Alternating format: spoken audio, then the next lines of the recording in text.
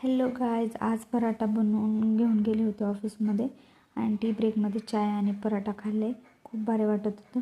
आणि येताना दूध डेअरीमध्ये गेले होते आणि तिथे एक छोटा मुलगा होता. त्याला म्हटले, कायला का एक लाडू तर दे की खायला, आम्ही तर तुमच्या इथून दररोजच दूध घेऊन जातो. म्हणताना त्याने लगेच दिला बरं का. खूप छान लागला. नंतर येता येता ग्रोसरी शॉपमध्ये गेले होते. बघते तर काय एवढे सारे कुरकुरे बघून वाटलं एक तरी घ्यावं म्हणून एक घेऊन आलेच घरी. रस्त्यानेच खात आले होते. ते खाऊन संपत नाही आहे तोपर्यंत मला परत काहीतरी खायची इच्छा होत होती.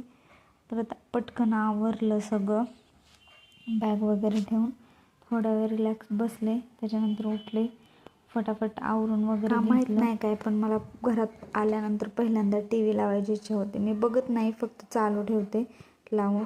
त्याच्यानंतर ट्रान्झिशन करत चेंज केलं आहे. असं आवरून पटपट घरातलं सगळं आवरून घेतलं आहे, स्पीडमध्ये रोबोट असल्यासारखं. सगळं आवरून झाल्यानंतर फ्रेश व्हायला गेले. फ्रेश वगैरे झाले. आज तर चहा नाहीच बनवला आहे, कारण तर माझ्याकडून टी व्ही बघायच्या चक्करमध्ये दूध सगळं करपून गेलं होतं. त्याच्यानंतर डायरेक्ट स्वयंपाकाला लागले. डाळ टाकली होती शिजायला आणि परत एकदा पराठाच बनवला आहे मी संध्याकाळी. पण सकाळचं थोडंसं पीठ बाकी होतं.